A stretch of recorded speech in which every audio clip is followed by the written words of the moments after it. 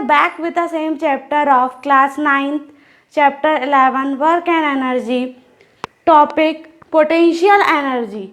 So anybody know about what is potential energy? Potential energy is the energy which can be changed by the virtue of its velocity of object और speed of object. Okay, तो ऐसी energy जिसमें कुछ change हो उसकी velocity और speed of object के लिए, that is known as potential energy. Now second sub heading in this topic is potential energy. Potential energy of an object at a height. Okay student, what is the meaning of this statement or meaning of this line? Potential energy क्या होगी एक object के लिए जब वो किसी height के लिए फिक्स होगा, या जब हम किसी हाइट को वहाँ पे सपोज करेंगे किसी भी ऑब्जेक्ट के लिए. सपोज करिए ये आपका ग्राउंड लेवल है. ओके स्टूडेंट, ये आपका ग्राउंड है, नीचे की तरफ ये ग्राउंड है और एक ग्राउंड पे ऑब्जेक्ट यहाँ पे रखा हुआ है, एक यहाँ पे और एक यहाँ पे. ओके, ये mass of the object taken has been small m. Okay, तो this is small m be the mass of the object. And height लेंगे, इसकी यहाँ से स्टार्ट होगी एंडिंग से, इसकी पूरी ग्राउंड तक जाएगी. Okay, so this is the height is denoted as small h. okay, so in this energy also work done is taking place or work done is act on this energy. So all of you know what is work. Work is the product of force and displacement. Sometimes it is known as work done. Work done मतलब यहाँ पे कितना काम, कितना work लगा है, कितना work हमने किया है. ओके, तो work done equals to force into displacement. Force into displacement. Okay, now in this case only potential energy force can be defined in mgh. mg. Okay, and displacement क्या हुआ, उसके बीच का कितना डिस्प्लेस हुआ, तो वो हम कैसे लगाएंगे, हाइट से लगा सकते हैं क्योंकि बीच में क्या आ रही है, उसकी दूरी दी हुई है, तो h. तो work done will B mg into H is mgh. Means work done यहाँ पे कितना लगेगा किसी भी हाइट को निकालने के लिए, ऑब्जेक्ट अगर उस पर रखा गया है तो mg इंटू एच. अब यहाँ पे हम अगर दो ऑब्जेक्ट लें या 4 ऑब्जेक्ट लें और उनके बीच की हमको पाथ निकालनी हो, अब एक तो सेम स्ट्रेट पाथ से जाएगा और एक अलग अलग घूम फिर के जाएगा. तो let us explain by the help of following diagram. Okay student, first you have to clear your doubts by understanding the formula of physics. मतलब आपको फिजिक्स के फॉर्मूले याद होना चाहिए कि कौन सा कॉन्सेप्ट कहाँ लगेगा और मास के लिए हम क्या लिखते हैं, ये सब चीज़ें. Now come on the example of potential energy. This example help us to understand the potential energy of an object at a height.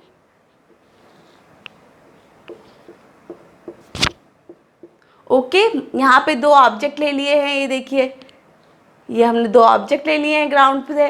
यहाँ पे भी सेम केस लिया है, ये हमारा ऑब्जेक्ट रखा हुआ है, ये हमारा सेकंड ऑब्जेक्ट है. हाइट हमारी सेम रहेगी h. अब यहाँ पे जो आपकी पाथ है वो सीधे सीधे जा रही है, पाथ की डायरेक्शन देखिए, ये सीधा सीधा जाया, तो ये कौन से पाथ के लिए बनाया है, path 1.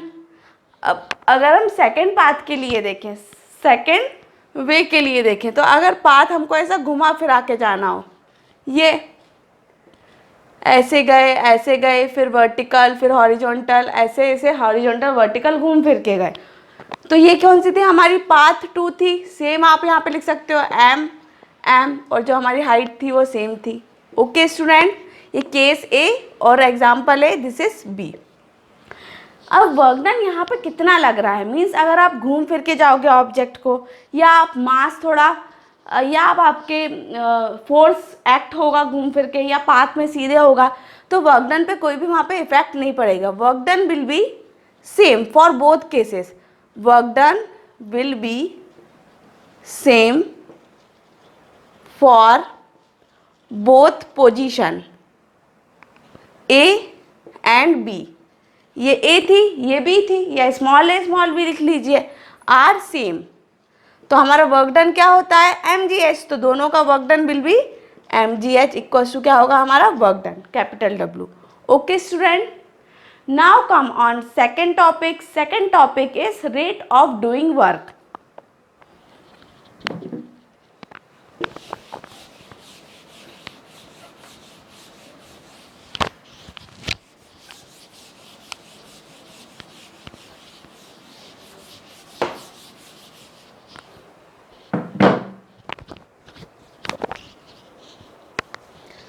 Rate of doing work sometimes known as power. मतलब पावर की आपकी डेफिनेशन होती है रेट ऑफ डूइंग वर्क.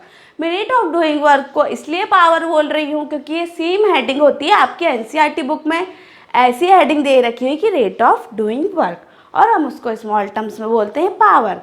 मतलब power can be defined as rate of doing work. Okay student, now unit of power, और we can say that in terms of physics, SI unit of power is 1 watt. Okay, SI unit of power is watt भी बोल सकते हैं. तो what is the value of 1 watt? 1 watt equals to 1 joule per second. Second को ऊपर ले जाएंगे तो कितना आ जाएगा, 1 जूल सेकेंड इनवर्स 1. अगर डिवाइड का हटाएंगे तो सेकेंड को ऊपर ले जाएंगे तो. अब अगर हम 1 किलोवाट बोलें तो कितना होगा, 1 किलोवाट इक्वल्स टू 1000 वाट. और 1 किलोवाट के stand for kilo and W stand for watt. 1 kilowatt equals to 1000 joule second inverse 1. Okay student, हम ऐसे भी लिख सकते हैं, ऐसे भी लिख सकते हैं, और ऐसे भी लिख सकते हैं. तो this is the power, SI unit. Now what is the formula of power? Power equals to work done upon time taken, या work done upon total time taken. आप टाइम टेकन भी लिख सकते हो. शॉर्ट फॉर्म क्या होगा, P equals to work done, मतलब capital W से रिप्रेजेंट करेंगे, upon total time taken is denoted by small t. Okay, time taken is denoted by small t. अब यहाँ पर आप देखिए जो वर्क डन हो रहा है, वर्क डन कैसे समझेंगे कि कितनी एनर्जी वहाँ पे सप्लाई हो रही है, that is known as work done. और टाइम मतलब वहाँ पे होगा इन सेकेंड्स. एक्चुअली में कवरिंग होने में ऑब्जेक्ट में कितना टाइम लग रहा है, या मास लेने में, उसको उठाने में, देखने में, या एनर्जी कंज्यूम करने में उसको कितना टाइम लग रहा है, वो हम देखेंगे इन सेकेंड्स में. Okay student, now come on commercial unit of energy. Now student, come our third topic is commercial unit of energy. So commercial unit of energy can be defined in terms of what is kilowatt hour or what is kilowatt hour.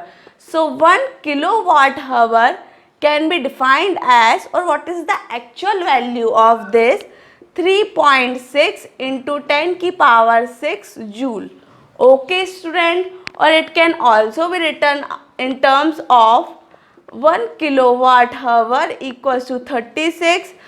Point नहीं लगाएंगे तो उसके बाद आप 5 times 0 लगा दीजिएगा. Okay, तो ये भी आपकी एक वैल्यू होती है जो कि कमर्शियल यूनिट ऑफ एनर्जी कहलाई जाती है. Okay student, if you have any query and doubt, please write down in comment box. Please like and subscribe my channel for next exercise and more number of numericals. Thank you.